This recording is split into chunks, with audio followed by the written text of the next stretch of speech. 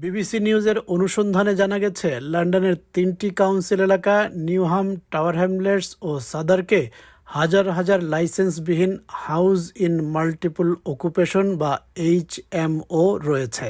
ছবি, ভিডিও এবং এসব ঘরের বাসিন্দাদের সাক্ষ্য থেকে জানা যায়, ঘরগুলো অস্বাস্থ্যকর এবং অতিরিক্ত ঘনবসতিপূর্ণ।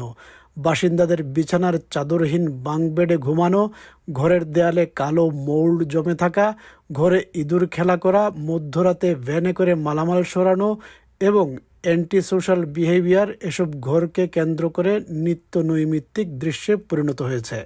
You can see a lot of waste, not just in the bin, but also in the front gardens and the back gardens.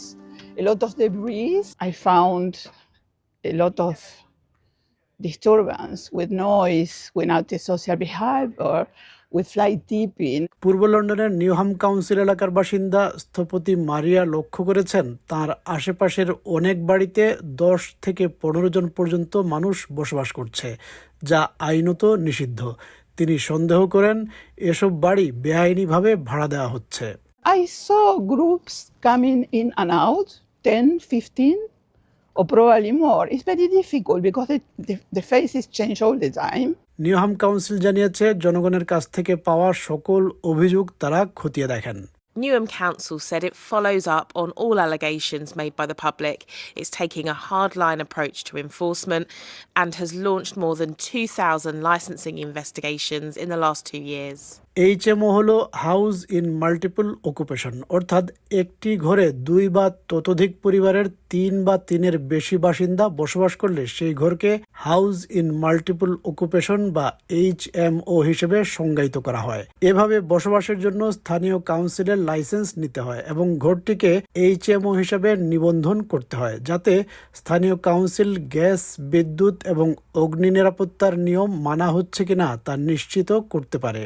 সব HMOর পরিবেশ খারাপ নয়। আইন অনুযায়ী ঠিকমতো পরিচালিত হলে স্টুডেন্ট অ্যাকোমোডেশন এবং ফ্ল্যাট শেয়ার সাশ্রয়ী এবং স্বাস্থ্যসম্মত ও নিরাপদ হতে পারে। পূর্ব লন্ডনের দোকানের জানালায় অনেক বিজ্ঞাপন দেখা যায় যেখানে বেড স্পেস বা বেড ভাড়া দেওয়ার কথা বলা হয়। এভাবে ভাড়া দেয়া স্পষ্টভাবে আইনের লঙ্ঘন। সোশ্যাল মিডিয়ায় দেয়া অনেক বিজ্ঞাপনেও দেখা যায় বিজ্ঞাপনে দেয়া বাড়ির অবস্থা অপরিচ্ছন্ন এবং অস্বাস্থ্যকর।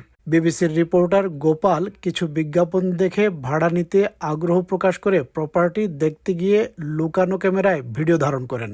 ওয়ালথাম ফরেস্টের একটি বাড়িতে, যেখানে একটি শেয়ার্ড বেডরুম মাসে 330 পাউন্ড ভাড়া, সেখানে প্রায় 10 জন তরুণ বাস করছিলেন। একটি রুমে 3 জন, আরেকটিতে 4 জন মিলে থাকতেন। কিছু বিছানায় ম্যাট্রেসও ছিল না।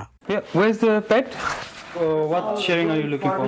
Looking for a bed, a single bed, £330 I was told. A single bed. A single bed that is 330, that would be a triple sharing for you. Triple sharing? Yeah. So who lives here? Except for him, the rest, all of us are living at You all live here, yeah?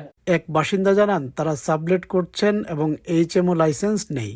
পরে মালিকপক্ষ জানায় চুক্তিতে স্পষ্টভাবে sublet বা একাধিক বাসিন্দা নিষিদ্ধ ছিল এবং তারা নিয়ম ভাঙার বিষয়ে জানতে পেরে দ্রুত ব্যবস্থা নিয়েছেন। যে লোক বিবিসির রিপোর্টার গোপালের সাথে কথা বলছিলেন, তিনি পরে এক বিবৃতিতে জানান, ওই ঘরের ব্যবস্থাপনা, মালিকানা এবং ভাড়া দেয়া নেয়ার কোনো বিষয়ের সাথে তার সংশ্লিষ্টতা নেই।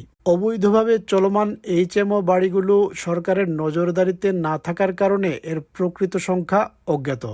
তবে মার্কস আউট অফ টেনেন্সি ওয়েবসাইটের প্রতিষ্ঠাতা বেন ইয়ারো এই তথ্য উদ্ঘাটনের একটি প্রক্রিয়া তৈরি করেছেন, যার মাধ্যমে বিভিন্ন আর্থিক তথ্য বিশ্লেষণ করে অবৈধ HMO শনাক্ত করা যায়। তবে নগদ অর্থে ভাড়া দেয়া প্রপার্টি এবং বড় আকারের পরিবারকে ভুলভাবে শনাক্ত করতে পারে পরীক্ষামূলক এই সফটওয়্যার পদ্ধতি। 3টি হটস্পট এলাকায় কিছু পোস্টকোড স্ক্যান করেন বেন। টাওয়ার হ্যামলেটসে 50টি HMOর লাইসেন্স থাকলেও প্রায় 500টি অবৈধ HMO থাকার সম্ভাবনা পাওয়া যায় বেনের তৈরি করা সফটওয়্যারে। নিউহামে, যেখানে 75টি লাইসেন্সপ্রাপ্ত HMO আছে, বেন 700-র বেশি সম্ভাব্য অবৈধ HMO পেয়েছেন। বেনের উদ্ঘাটিত উপাত্ত যাচাই না করলেও 2টি কাউন্সিল জানিয়েছে তারা অবৈধ HMO শনাক্ত করতে কাজ করছে। নিউহাম কাউন্সিল স্বীকার করেছে এই কাজ সময় সাপেক্ষ এবং ভাড়াটিয়ারা অনেক সময় সমাজের বিপদগ্রস্ত অংশ। টাওয়ার হ্যামলেটস কাউন্সিল বলেছে এই উপাত্ত সঠিক নয়। We take data from 70 different sources and we combine all of that through our system, and then we look at the number of different financial identities associated with a property. ঘনবসতিপূর্ণ পরিবেশ প্রাণঘাতীও হতে পারে। 2023 সালে tower হ্যামলেটসের শ্যাডওয়েলে একটি এইচএমওতে আগুন লাগলে নাজমুস শাহাদাত প্রাণে বেঁচে যান। সেই রাতে 2 কক্ষের ফ্ল্যাটে 18 জন থাকছিলেন। আগুন লাগে একটি ত্রুটিপূর্ণ ই-বাইকের ব্যাটারি থেকে।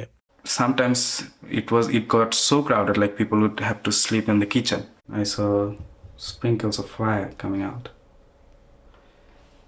and then I started like shouting, screaming at least, because there was a fire, there's a fire, there's a fire. শ্যাডওয়েলের এই আগুনের ঘটনায় মিজানুর রহমান নামে একজন আহত হয়ে হাসপাতালে মারা যান।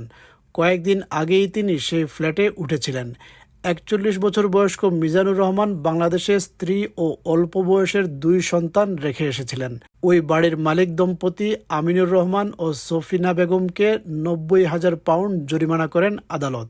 ন্যাশনাল রেসিডেন্সিয়াল ল্যান্ডলর্ডস অ্যাসোসিয়েশন জানিয়েছে, বেশিরভাগ ঘরের মালিক আইন মেনেই কাজ করেন, তবে কিছু অপরাধী আছেন যারা আইনের ফাঁক ফোকর কাজে লাগান।